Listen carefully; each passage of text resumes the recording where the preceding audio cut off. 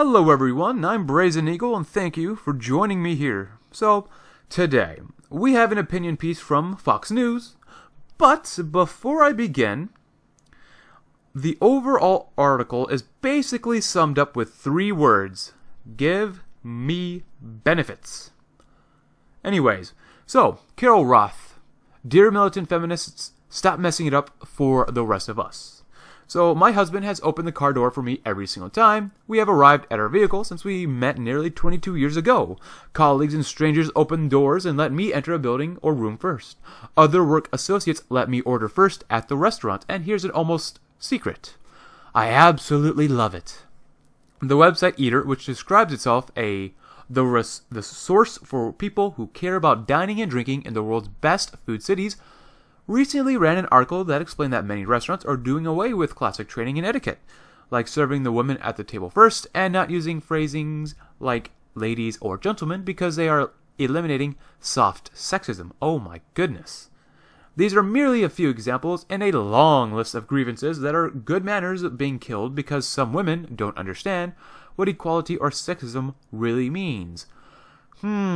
Please, Carol Roth, educate me. I am an ignorant person. What is equality or sexism?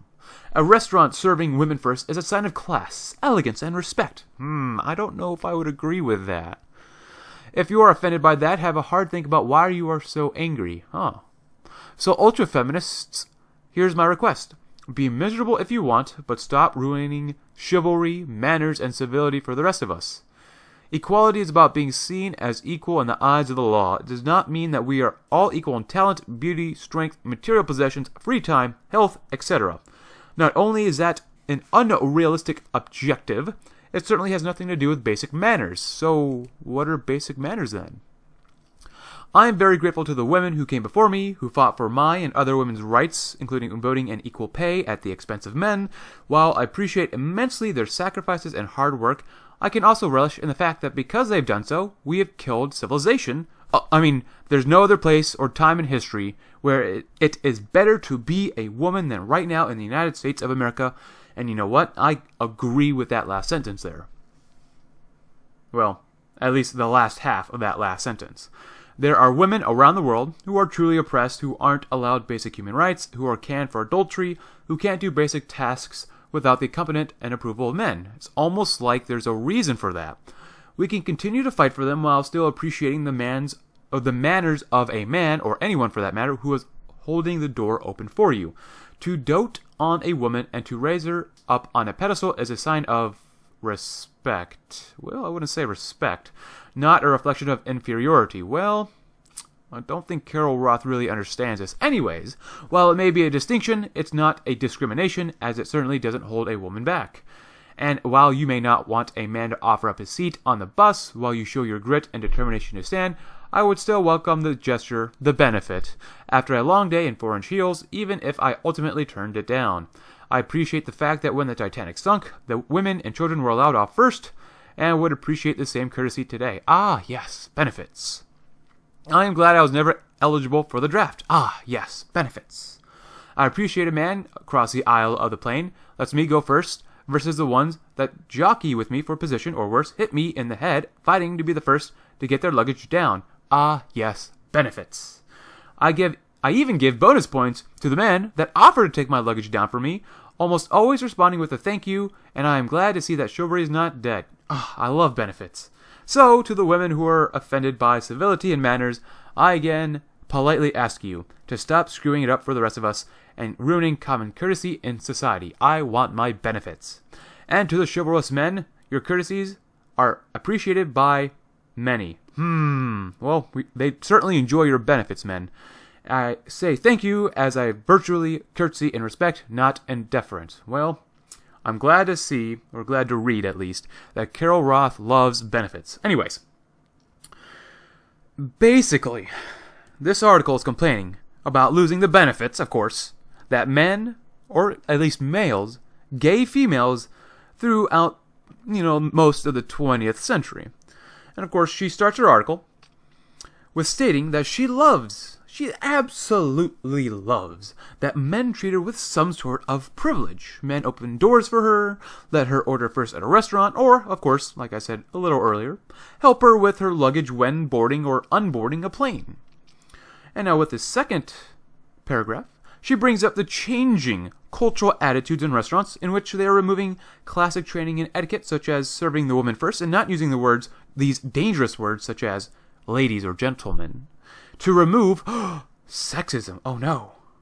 It sounds really like she is upset that women are no longer being treated better than men and have to become equal to the men or to the male counterpart. And of course, she continues to complain, bitch and moan, about that it's a sign of class, elegance, and respect to serve a woman first in a restaurant. How is it a sign of respect to serve a woman first? Why not respect the man and serve him first sometimes, huh? Can't the man be deserving of some sort of politeness or respect or gratitude? Is it classy to relegate the man to a secondary position? Is it inelegant to serve or even acknowledge the man's presence first? Is it? Carol Roth, of course, does bring up that to her, equality, that favorite E word of people, equality is being seen as equal in the eyes of the law. She admits, of course, that we are not equal in other aspects, such as, of course, talent, beauty, strength, possessions, time, etc., blah, blah, blah. But she goes further on and states that equality has nothing to do with basic manners. To Carol Roth, of course, basic manners is just a code phrase to allow women to have privileges at the expense of men. But, of course, before we continue, let's go over some basic manners. So, from this website I found, this is for kids. It's called wearthecapekids.com. But this has a fairly good list of 10 basic manners that both kids and adults should know. So the first one is say please and thank you. There is no substitute. Number 2, give a proper handshake when greeting people, especially adults. 3, show gratitude, particularly when receiving a gift. Follow-up thank you notes are preferred and can be facilitated by parents when kids are too young to write one of their own. Drawing a thank you picture is also a great little craft project to keep in mind while teaching the value of gratitude. Of course, this is geared towards kids, but these are still good basic manners for both kids and adults. Hold the door open for others whenever the opportunity presents itself and say thank you when the door is held for you.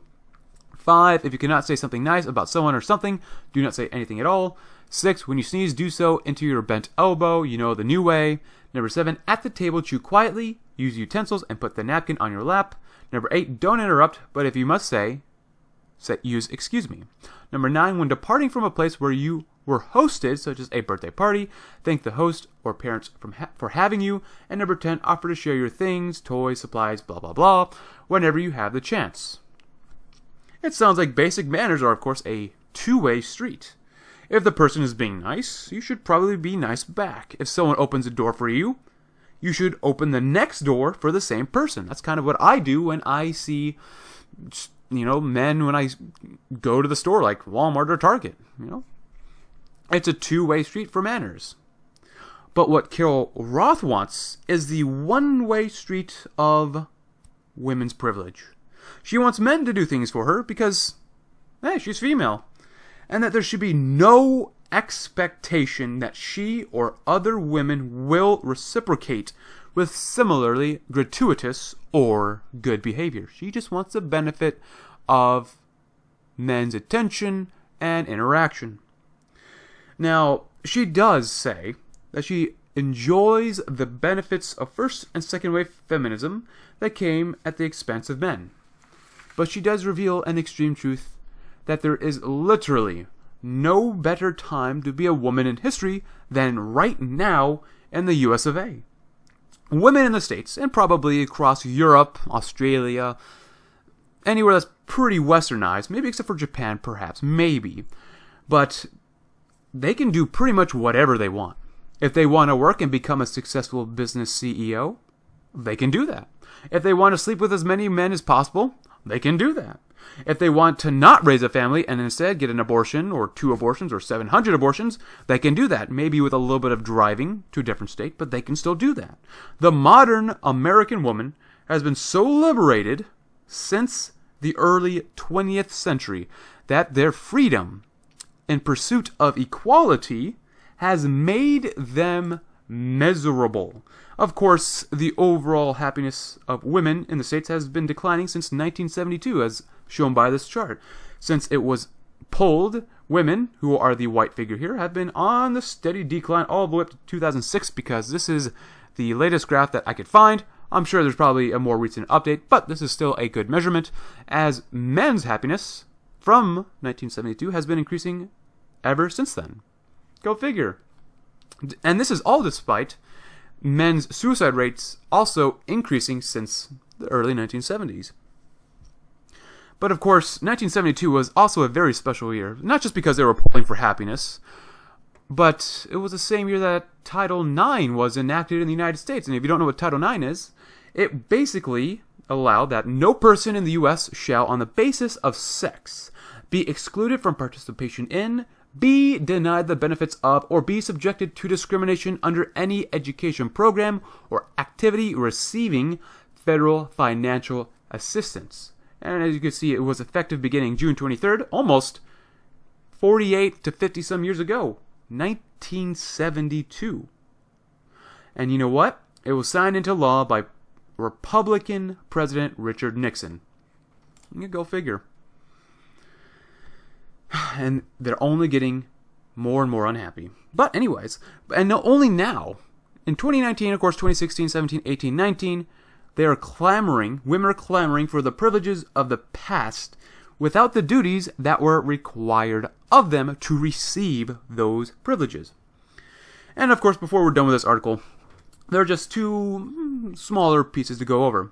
She says, to dote on a woman and to raise her on a pedestal is a sign of respect, not a reflection of inferiority. Well, if someone has to raise you up, you are by default, most likely, inferior.